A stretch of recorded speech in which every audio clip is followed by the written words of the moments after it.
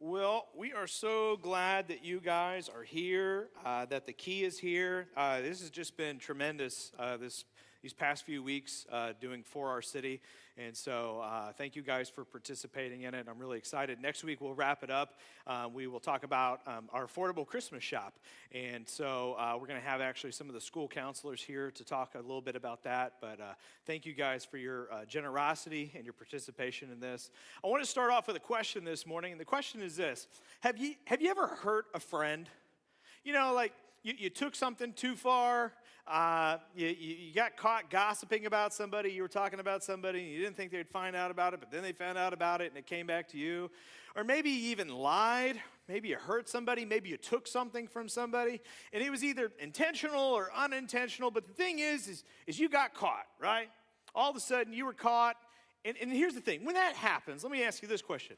What do you expect, or at least hope, their response is going to be?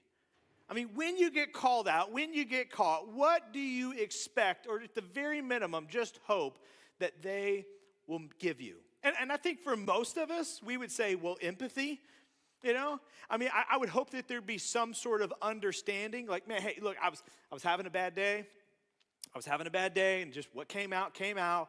I've been really stressed, you know, and just, you know, I don't know, just kind of came out. Or you know what, I just want you to understand the reason I said what I said was I was angry, I was upset, and you know, I was in a bind, and so the reason I did what I did, or the reason I said what I said, you know, we want some sort of understanding. Or maybe what we're looking for is kindness, you know, just for them to not like, add this to the record sheet of all the other things I've ever done wrong, but for them to show me kindness and grace, maybe give me a second chance, not hold this over my head, or even forgiveness, you know, to give me a second chance to move on and say, well, that's okay, I understand, I'm going to show you kindness, I'm going to forgive you, and you know, can we just start over? I mean, that's, every time we hurt somebody, that's what we expect, or at least hope they will do for us. And man, when they do, we're like, oh, thank you so much. Thank you for forgiving me. Thank you for showing me kindness. Thank you for understanding and showing me empathy and grace. It feels good when somebody gives that to you, right? And we've all messed up. And we've all needed that empathy, that kindness, that forgiveness. So here's my question to you. Why do you not always give to your friends what you expect your friends to give to you? Yeah, right? First service, I must have been 6 people at the door. They're like, I feel like you know something going on in my life right now. You know what I mean? Somebody said, my seat got really warm for some reason. Do y'all have seat warmers in the church? No, we don't, because we all can feel that, can't we? We all, if we were honest, know that what we expect or what we hope for from other people, we don't always extend to other people. And that's exactly what we're going to talk about today. If you're just joining us or catching up with us, we have been in the middle of a series called Good Friends. And in May, our Surgeon General gave a report to our country and said that although we are past the epidemic of COVID-19, we are in a new epidemic. And he called it the epidemic of loneliness and isolation. He said more than ever, people are lonely and isolated, and their friendships are broken. They feel like their relationships are transactional, and it's causing mental health concerns, but those mental health concerns are leading into physical health concerns as well, even impacting our communities, even impacting our economy. He's talking about because of social media, because of working from home and all this isolation, that we're not spending as much time together, and we don't know how to socially interact with people well. But not only that, but it's affecting our physical health as well. Things like dementia, 50% increase, heart disease, 30% increase. We're seeing things like diabetes and all these different things increase in our country, and it's affecting our community. It's affecting our work. It's affecting people's different careers. We're seeing even people academically starting to fail or struggle in school because of all of this stuff going on. And our Surgeon General said it's all about our relationships. And the thing that the Surgeon General identified, that we can even identify as Christians, because we know this, because when God created mankind, he looked at man and he said, you know what, it's not good for man to be alone. And even look at most of what we talk about here, or even our New Testament, how much of it is built on how we treat each other, how we relate to each other. And so what we've kind of determined in this series is that your friendships determine the direction, quality, and literally the physical health of your life. So we've got to figure this out. We've got to get this right. And because we all want it deep down inside too. We all want good, healthy relationships. But here's the thing. Many of us, we've done this before. Many of us have sat there and we've lamented, nobody wants to be my friend. Nobody likes me. I don't know why. Nobody treats me right. You know what I mean? Or some of us, even we're Christian, we've prayed this prayer. You're like, God, please send me a good friend. You know, I want a good friend. I want people to treat me right. And so we do that sometimes. But here's the thing. Because of free will, you can't control other people and God can't control other people. So the thing is that God's not going to just, he's not a genie in a bottle that's just got to be rubbed the right way. Christina Aguilera. He can't just send you a good best friend, right? And here's the thing. You can't control what other people do. But here's the thing. You can control what you do, and you can control how you treat other people. So the thing is that friends won't come to you. You have to move towards friends. This is a series about how good of a friend you are. And here's the thing. Like most things in life, if we can get a handle on this, if we can learn how to be a good friend and how to treat people the right way, then maybe, just maybe, those people who we treat the right way will treat others the right way. Maybe, just maybe, they'll treat us even the right way. So we've been looking at friendships in the Bible. Last week, we talked about Naomi and Ruth. We talked about how it was started out as a transactional relationship, but Ruth ended up being Naomi's ride or die. And we talked about what genuine friendship looks like, having loyalty.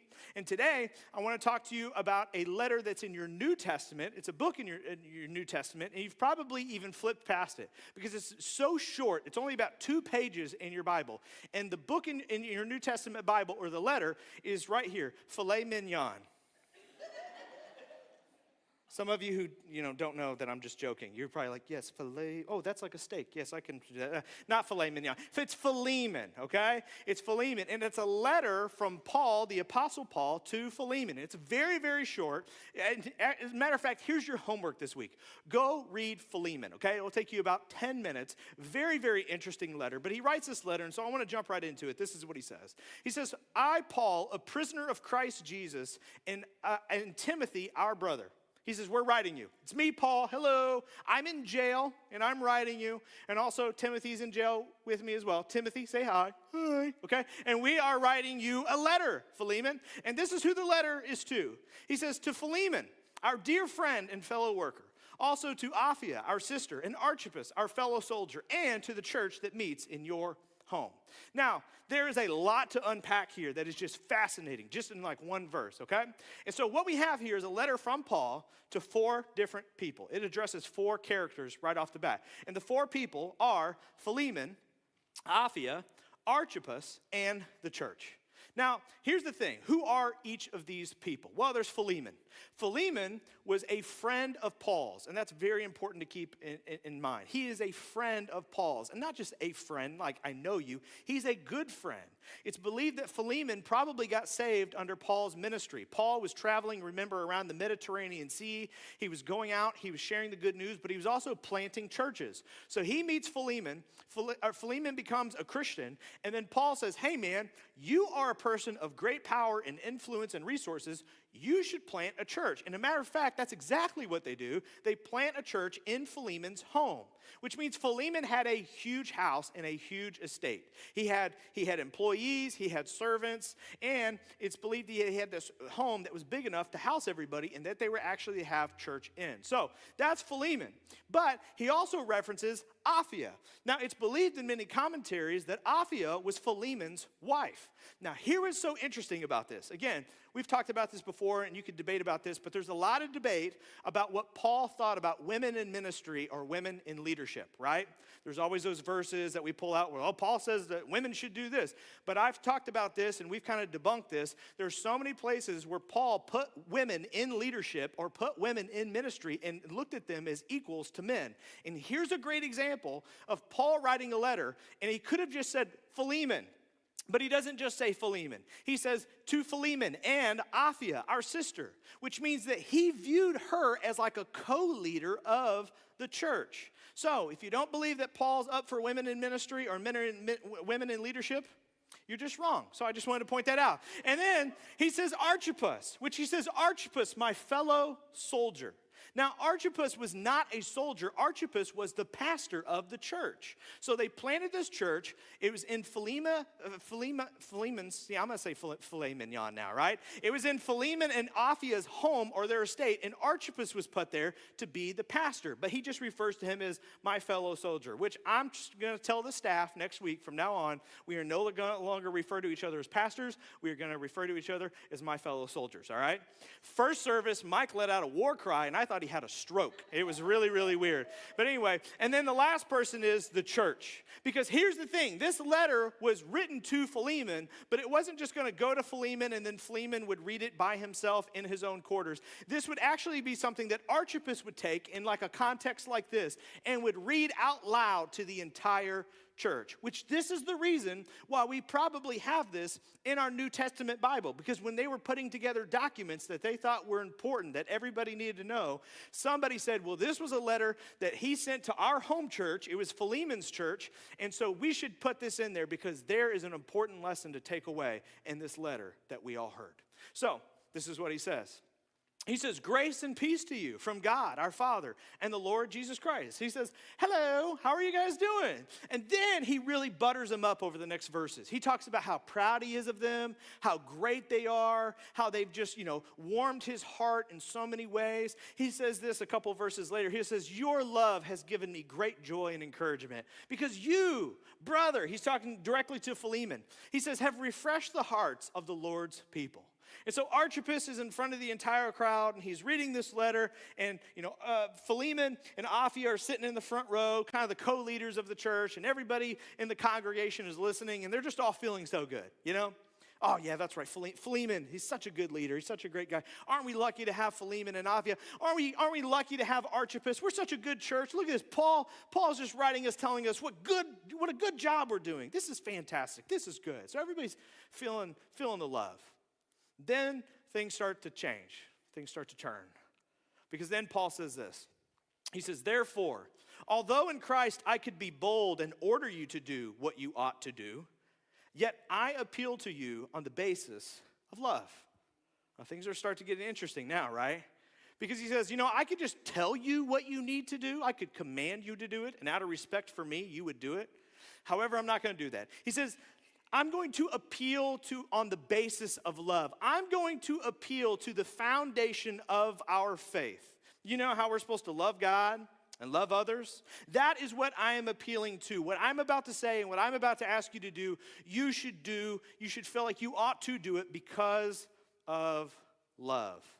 And then he lets us know exactly what that is. He says that I appeal to you for my son, Onesimus.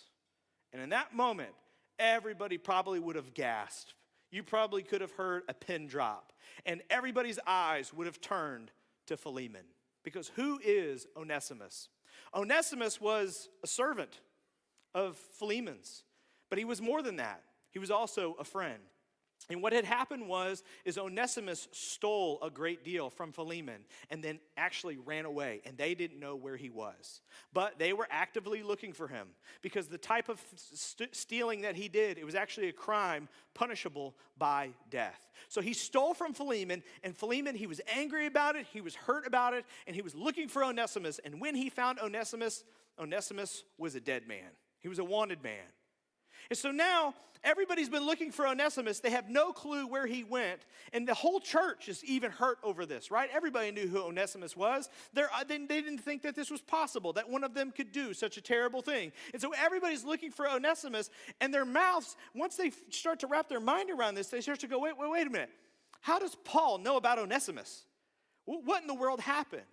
Well, Paul goes on to tell us exactly what happened. When Onesimus ran, he either sought out or ran into Paul. And Paul introduced him to Christ, or at least led him to be reconciled to God. And so now Onesimus was a Christian, or at least made his peace with God, and God forgave him. And now Paul and Onesimus are best buddies. He refers to him as his son. It's not his physical son. He's saying he's like a son to me. He says this next. I am appealing to you for my son Onesimus, who became my son while I was in chains.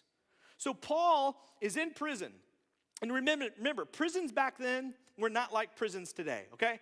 You weren't taken care of by anybody. You were thrown into a terrible situation, and you were basically kept alive by people visiting you and bringing you resources, food, medicine, whatever you needed. And so Onesimus is saved or at least reconciled to God through the ministry of Paul. And then Onesimus starts to care for Paul and Timothy while they're in prison. So Onesimus and Paul, man, they're like this.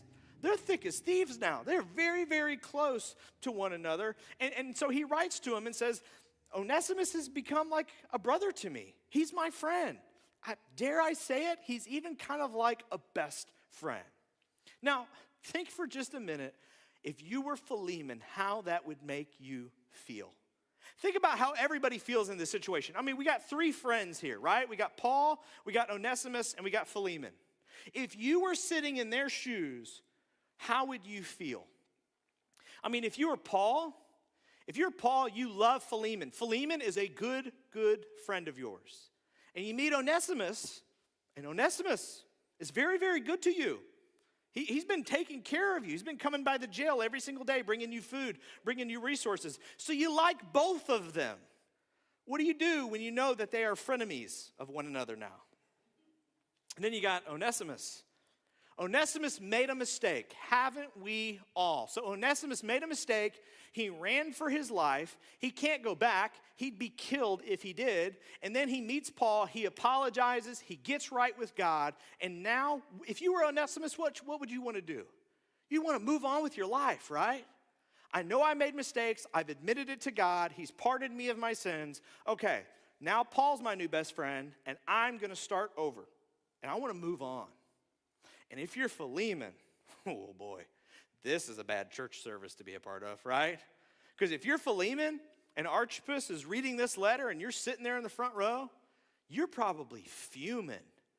You've been wondering where in the world Onesimus went. But now you find out that not only is this thief, did he get away, but he's now invaded another part of your life. Now he's taking your best friend away from you. Now he's best friends with your best friend, and now what in the world do you do? You know, I bet if we went around this room and we talked about what would you do if you were Paul, what would you do if you were Onesimus, what would you do if you were Philemon, I know what we'd all do. If you were Paul, I guarantee you, every single one of us, if you were Paul in this situation, you'd be going, well, I'm not getting in the middle of this, right? Like, no way. I mean, you know, if Onesimus ran to you, and you know, you and Onesimus are getting along, but you know that him and Philemon have beef, you'd be like, I'm not writing Philemon. No, I'm keeping this quiet. You know what I mean? Like, I don't want to get in the middle of this drama. That's what we do as friends. That's what we do as spouses. That's what we do as family. When you know that two family members or two friends are beefing with each other, you're like, I'm not getting in the middle of this. I'm not getting in the middle of this drama because, you know, I don't got that kind of energy today, right? And then if you're Onesimus, man, you're probably like going like, I just want to move on. Like, man, you know what? That relationship is in my rearview mirror. I want to move on. God has forgiven me, and you know what? That's all I need. Paul, you're my new best friend. High five. You're my new best friend. He's not my best friend anymore. God forgives me. No one can judge me. Whatever, man. I'm good. Like, my heart is at peace, and I'm moving on. I've moved to a different city, and now I'm doing this thing, and that's it. I'm done. And if you're Philemon, just imagine for a minute, okay? Imagine for a minute you have a frenemy, a friend that was close to you that is now your enemy. And all of a sudden, I texted you, and I was like, hey, just ran into your old friend, the person who scorned you and hurt you and did all this thing. And man, they're fantastic. We're best buddies now. They're like calling me Uncle Mikey and stuff and everything. We're going to get matching tattoos next week. And man, they are so cool. If you were Philemon, I know exactly the text message I would get back. That two-timing, don't be friends with them. Don't trust them. Let me tell you what they did to me. You better watch your back because they are not a good person. They look like a good person. They're a good person at first, but they are a bad person. That's what you and I would do. If we were any one of these characters, that's exactly what we would do. But guess what? Nobody does what you and I would do. But what they do. Sorry. My maturity sometimes gets the best of me. But what they do is inspiring to every single one of us. Paul says this next. He says, I am sending him who is my very heart back to you. Whew. Think about this for a minute. Paul sends Onesimus back to Philemon. What do you think that conversation was like? I mean, think about it. Onesimus shows up to the jail. You know, he's keeping Paul alive. He's supporting him. He shows up to the jail. He goes, here you go, Paul. Got your Subway. Got your magazines. Got you some more journal paper, stuff. You need anything else? And Paul goes, yeah, actually, I've been meaning to talk to you. You need to go back to Philemon. And Onesimus goes, no, I don't. No, I don't. No. And Paul goes, no, you do. You need to go make amends, and you need to face it, and you need to talk to him, and you need to try to make it right. And Onesimus probably goes, no, I don't. God, why would I need to do that, man? God forgives me. You forgive me. We're cool. You know who I am. You've seen the real me. Why do I need to go back and dig all that up? And I would imagine that Paul probably looked at Onesimus and said, well, there was one time where I was hanging out with Matthew and Peter and John, and they were telling me about something that Jesus said once. I think it went a little bit like this. Jesus said, therefore, if you're offering your gift at the altar and there remember that your brother or sister has something against you, leave your gift there in front of the altar. And then Jesus says this. He goes, first go and be reconciled to them, and then you can come back and offer your gift. So Paul probably looked at Onesimus and said, Onesimus, you have to go back. Because if you call yourself a Christian, if you call yourself a follower of Jesus, the teachings of Jesus are very, very clear about this. You cannot be reconciled to God unless you go and are reconciled to the people you've hurt, and especially your friends. He said, so you have to go back. And so Paul sends Onesimus back to face the person that he hurt. Can you imagine for a minute you were Paul. Can you imagine as a friend saying that to one of your friends? Saying, man, I love you like a brother, I love you like a sister, but I cannot continue our relationship until you go back into your past and try to fix your past relationships. Whew. I don't know if any of us have the strength to do that. But he goes back, and Paul gets this letter to Philemon before Onesimus gets there. But then Paul also has a lesson to Philemon. He says this to Philemon. So, Philemon, if you consider me a partner, if you consider me a friend, welcome Onesimus back as you would welcome me. He says, hey, I'm sending him back to you. And immediately Philemon is like, and I'm going to get my revenge. But Paul says, but here's the thing. When he comes back to you, you need to welcome him as if it was I who was returning. And then he says this next. He says, if he has done you any wrong or owes you anything, charge it to me. Paul literally steps into the middle of this drama and goes, I know you're upset because something was stolen from you, something was taken from you, and that needs to be fixed. I tell you what, charge it to me and I'll pay for it. What needs to be fixed? I'll pay for it. What an incredible, amazing human being and friend to step into the middle and say, I know there needs to be some things that are fixed. I tell you what, charge it to me. I'll take care of it. Don't take it out on Onesimus. Put it on me. And then Paul says this. I, Paul, am writing this with my very own hand. He's saying, I know you don't think this is real. I know you probably think this is Onesimus, like writing it as me or something. You know what I mean? But he's like, I promise you, this is real. This is me. It is actually I, Paul. He says, I'm writing you and I'm telling you, I will pay it back. But then he says something very incredible. He says, not to mention that you owe me your very self. Ooh, now it's getting personal. And then Paul says this. He says, I do wish, brother, that I may have some benefit from you in the Lord. Here's what he is saying in a very non-direct way. He's saying, Philemon, don't forget that when I met you, you had your own skeletons in your closet. Don't act like you've been a perfect person. You know when you met me, who you were and how you were. And do you remember how I treated you? You remember how I took you in? You know how much grace I showed you? Well, I would think that I have some kind of rapport with you. I would think that because of how I treated you, that would mean something to you. And then he says, no, go back for me just a sec. He says, so refresh my heart.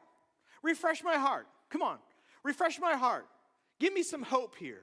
Confident of your obedience, I write to you, knowing that you will do even more than I ask. He's saying, come on, refresh my heart. Show me that there's some people out there that don't just believe the right things, but that actually follow Jesus. Who don't just sit in church and raise their hands and talk about how much they love God, but then when rubber hits the road, then all of a sudden they don't actually live out the teachings of Jesus. He's like, come on, refresh my heart. Refresh my heart. Show me there's some people who actually live this thing out. And he goes, and I know you will. I know you'll make me proud. I have no doubt that you're going to treat Onesimus even better than I've asked you to treat him. And then he says this. Perhaps, this is so powerful, right? If you've checked out, you got to check back in just for this part. Perhaps the reason he was separated from you for a little while was that you might have him back forever, no longer as a slave, but better than a slave, as a dear brother. You know what he's saying to him? He's saying, here's the thing. I know you're angry, Philemon, but underneath that anger is sadness. Because Onesimus was your friend, and your friend hurt you. Your friend betrayed you. And I know that you thought you were just going to move on from this, but let's be honest with each other. That anger, that bitterness in your heart, it has eaten away at you, and you have been waiting for your moment to get your revenge. But I'm telling you something. I am sending Onesimus back to you, and Philemon, if you do this right, if you handle this the right way, let me tell you what will happen.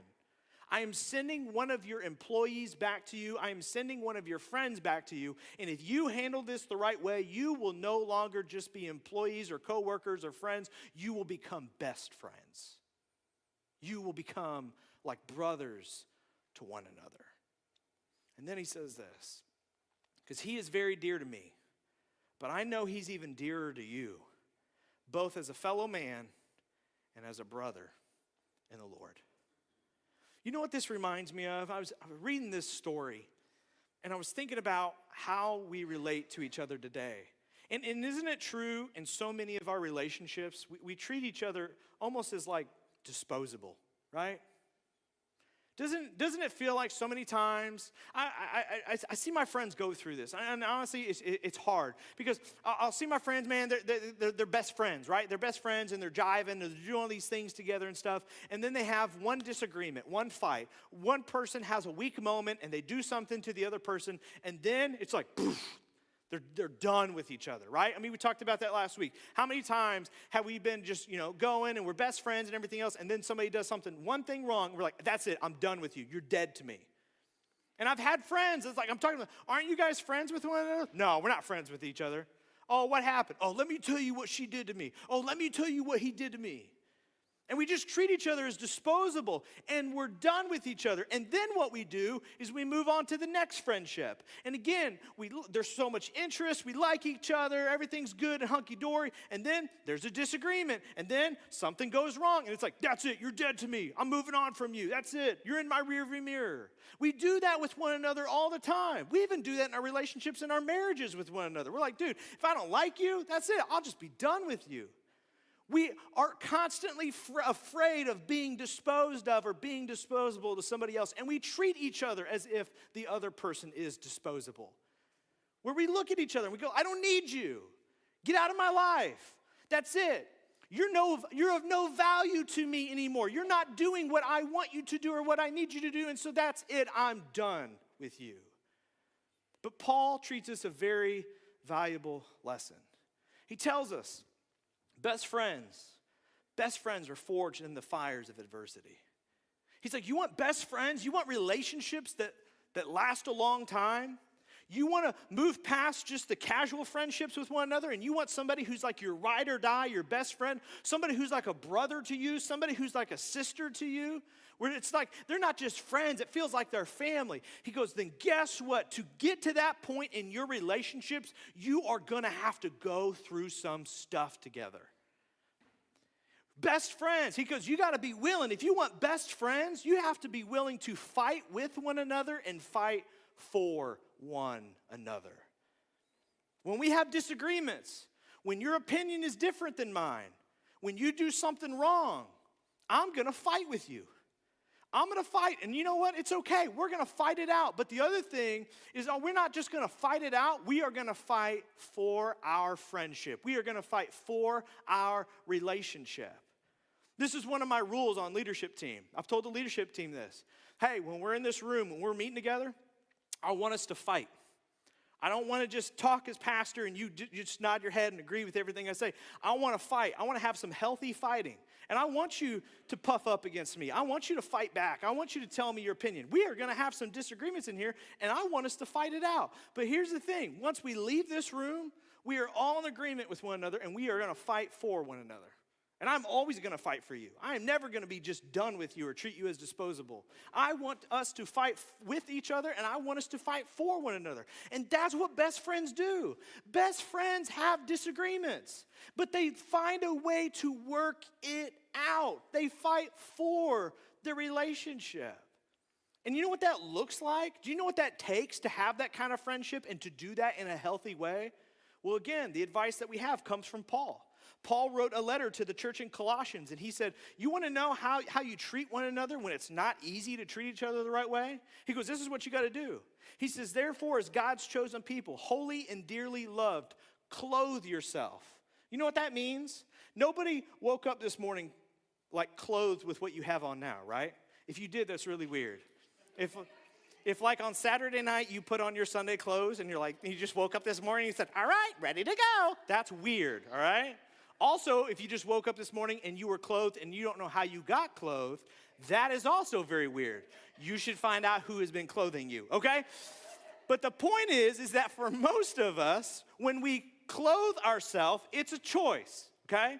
Unless you're like me. My mom was at church this morning. She picked this shirt out for me. She bought it for me and said, son, wear this when you preach this morning. So anyway, but most of us, it's a choice, okay? We choose to clothe ourselves. We choose to put this on. And Paul says, clothe yourself or choose to put on. And he says this, clothe yourself with compassion, kindness, humility, gentleness, and patience. He says, choose to put these things on and practice these things. Now, I know we've all heard these words, but let me tell you what these words mean. Okay, compassion. Compassion is the concern for someone else's suffering.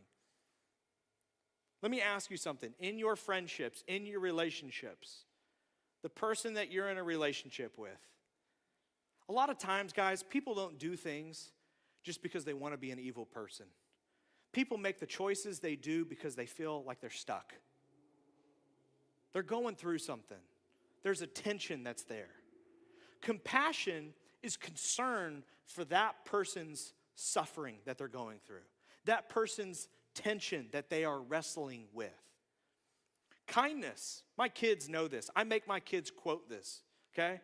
Kindness is lending someone your strength and not reminding them of their weaknesses. When my kids fight, primarily in the back seat of the car on the way to school, okay?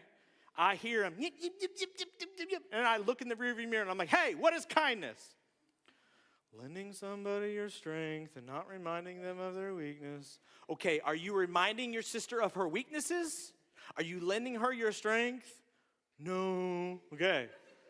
Practice that now or else, okay? That's how my house sounds. But there's also humility. Humility is putting someone else's needs above your own. Humility is saying, you know what? It's not about what I want. It's not about what I need right now. Let me put you first. Let me put your needs above mine. We talked about that a little bit last week. Gentleness. I love this. Gentleness is withholding earned cruelty. When somebody does something wrong and they deserve a little bit of cruelty, they deserve the whole, let me tell you how you make me feel. Let me tell you what a piece of trash you are. Let me tell you how much you don't make us feel loved. Let me tell you just who I think you are based on your actions towards me. But you know what? Gentleness is withholding that earned cruelty. Gentleness is deciding I'm not going to bring that up. I'm not going to go there because I know when I do, it hurts you. It pokes the bear. It gets to the core of who you don't want to be. So I'm going to choose not to do that or say that to you. And then patience, which patience is another great one. Patience is choosing to go at someone else's pace. Patience is going, you know what? You don't have to keep up with me. I am going to slow down for you. And here's the thing. Paul says we should clothe ourselves. We should treat one another this way. Now, why in the world would you ever do that?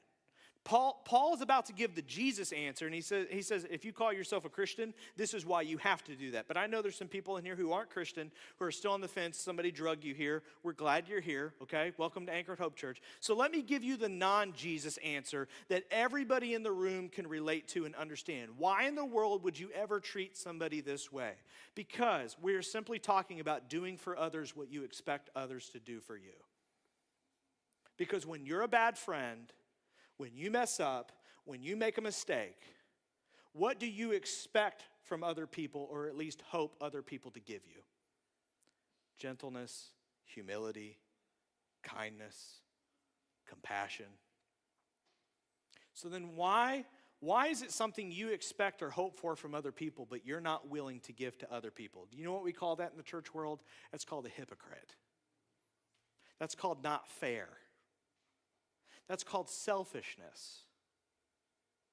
Because when you make a mistake, your expectation is kindness, compassion, humility, just gentleness, and patience.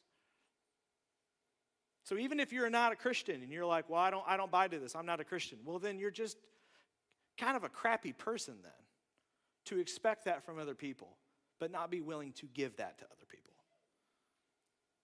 But then Paul gives the Jesus answer. He says, why would you do this as a Christian? He says, bear with each other. Bear with each other. And do you know what it means to bear with each other? It means to make room for one another's weaknesses. Isn't this true of so many of us? How many of us, we expect our family or we expect our friends to be perfect? Don't make a mistake. Don't step on my toes. Don't say the wrong thing. Don't have the wrong opinion. Don't like the wrong thing. Don't do the wrong thing. Don't spend your money in the wrong place. You need to be perfect. But what we hope that people will do for us is they will make room for our weaknesses. Make some room for when I have a bad day. Make room for when I'm stressed out and I lose my cool a little bit or I say something I don't mean. Will you please make room for me to make some mistakes so that, I can still be a person and I don't have to walk around perfect all the time? Will you make some room for my weaknesses, for my shortcomings, for my past experiences, my past trauma I've had? Could you make a little room for my weaknesses? And Paul goes, well, guess what? We should do that for each other. We should make room for one another's weaknesses. We should make room and give allowance for people to have bad days, for people to say something and not hold it against them for the rest of their life. For room for people to say things that they don't mean or to have a weak moment and to do the wrong thing. He says you need to make room for one another's weaknesses. Allow each other to have that. And he says bear with each other and forgive one another. If any of you has a grievance against someone, he said you should make room for one another's weaknesses and forgive one another.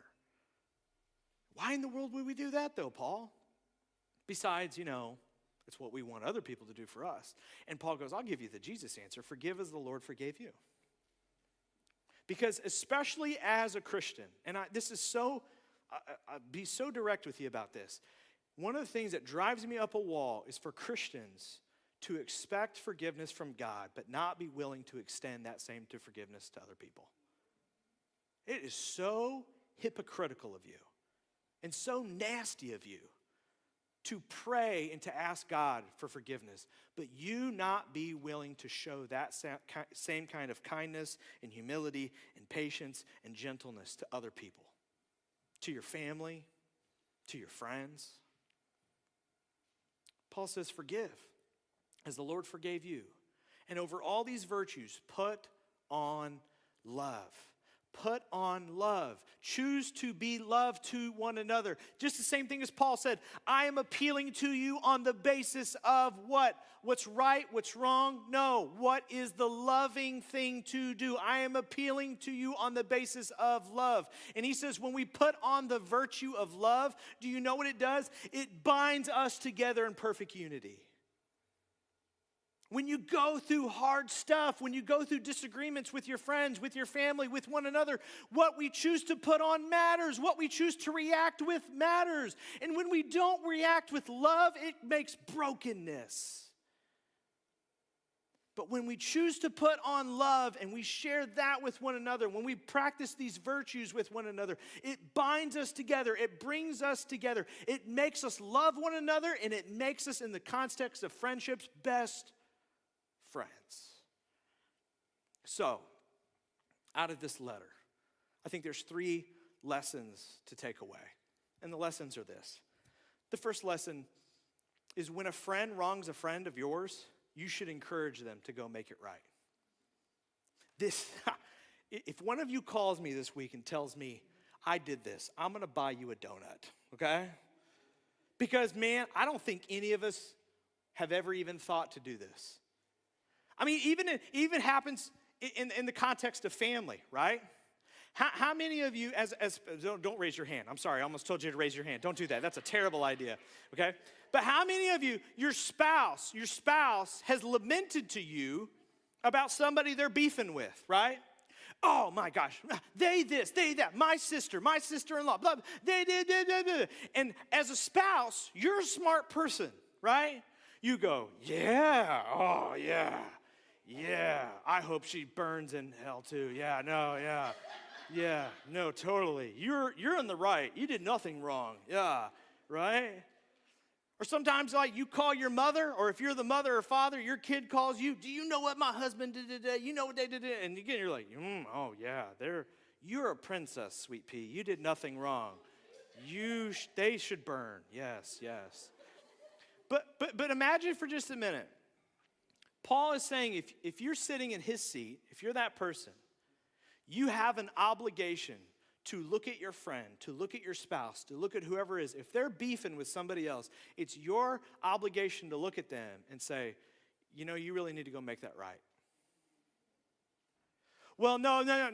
I know what you did wrong. I know what they did wrong. I hear everything. And how everybody feels, I understand how everybody feels. And everybody's feelings are legitimate. But I'm telling you, you ought to go make it right. Imagine putting yourself in that position. Oh, God bless any of you who choose to do that this week. But Paul says you should. You need to go make it right. That's what Paul says we should do. And when you wrong a friend, you should go make it right. When you wrong a friend, I know what you're thinking. And again, this probably depending on your church context and stuff, you've probably had this belief. I'll do something wrong, I'll hurt all these people, but then God will forgive me and I'll just move on and I'll get to restart somewhere else. But maybe what you've never been told is that the gospel message is that you need to go back and you need to try to make that right. And I know what many of you are thinking. You're probably thinking the same thing as Onesimus. Yeah, but if I go back, they ain't going to meet me with open arms, bro. They're going to want to kill me. And Paul goes, I know. And you know what? You're right. They're probably not going to always meet you with compassion and humility and patience and gentleness and all this stuff. But you got to go try. It's what you're supposed to do. You cannot be reconciled to God unless you are reconciled to other people. So you need to pick up the phone. You need to get with them and you need to say, I'm sorry. And you need to own up to what you did. And then when a friend wrongs you and comes back to make it right, you should forgive them. Which again, this is where Philemon sat. This is what Philemon had to choose to do. And all of us have probably had a family member or a friend or somebody from our past suddenly pop back up and make this apology. And many times it's not even a good apology, is it? And you just want to, you want to hammer them. You want to be like, you know how you make me feel? You know what you did? You know the mess I had to clean up when you left? You just did what you did, and you hightailed it, and you ran, and you did this. And you know what I had to go through? Do you know what I did? Paul says, if you're sitting there, if you're sitting in Philemon's seat, he's like, I get it. It's totally justified. It's earned cruelty. He says, but if you consider yourself a Christian, that's not fair for you to do. And if you're a human being who wants good friends and good relationships, that's not what you do. This message has been incredibly personal for me because I'm Philemon. I had a friend who was like a brother to me. Helped me start this church, actually. Helped me start this. Was one of the original OG members of this church and did something incredibly, incredibly wrong and lied to me about it and hid it from me. And one day got up and left. Now he's at another church just down the road serving with them. And it's hard for me to watch that. And we haven't spoken to one another. He's dodged me as much as he could, and we haven't run into each other in years since what happened. And it's very tough for me. And a couple months ago, somebody asked me, if you ever saw him again, what would you do? And I'll be incredibly honest with you because as your pastor, I'm not the perfecter of any of this. I looked at him and said, if I ever saw him again, I would punch him in his face. I would deck him. But I told him, I said, and after I did that, I would probably pick him up and hug him and cry. And then I thought about it for a minute, and my wife looked at me. She said, you wouldn't punch him. You would start crying first. Yeah. My wife's like, it would look more like this. You know, she's right.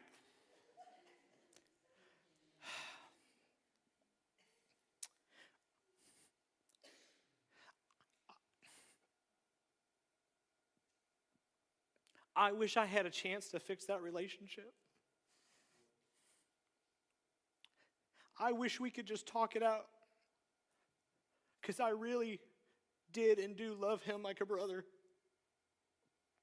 And it's hard, and sometimes I even think, maybe do I need to make the first step, even though he did so much wrong and hurt me so bad?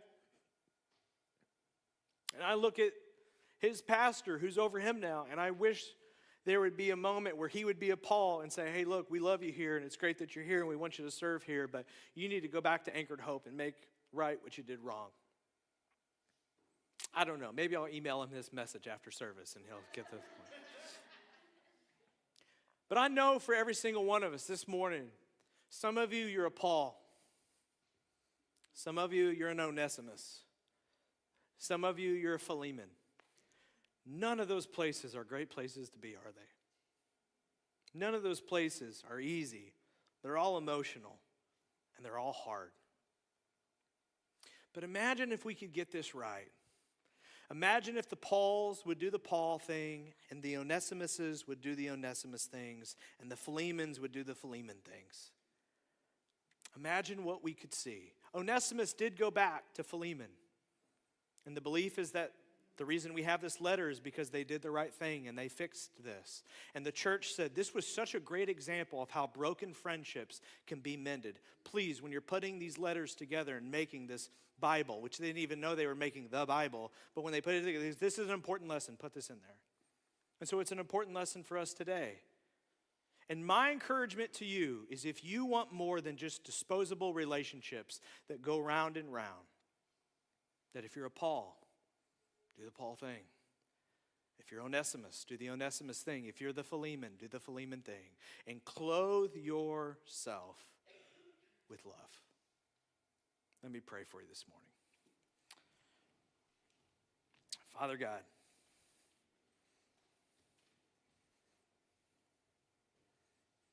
as we come to you today, each of us in this room, we have a story. It's an emotional story. It's a painful story. It's an awkward story. It's a place we don't want to be in, whether we're a Paul or an Onesimus or we're a Philemon. But Father God, will you help us to be like your Son, Jesus Christ? Will you help us to clothe ourselves with love this morning? Would you help us to practice, to put on patience, gentleness, compassion, humility, kindness? God, help us to live this out. And if this week we need to have a difficult conversation, God, help me. Give me the strength. Give me the humility to have that conversation, to be more like your son, Jesus Christ. Because walking around with all this brokenness, all this awkwardness, hasn't gotten me where I want to be either. So show me a different way. Help me to be a different person. Help me to be a better person. And may I see a better version of myself come through at the end of it.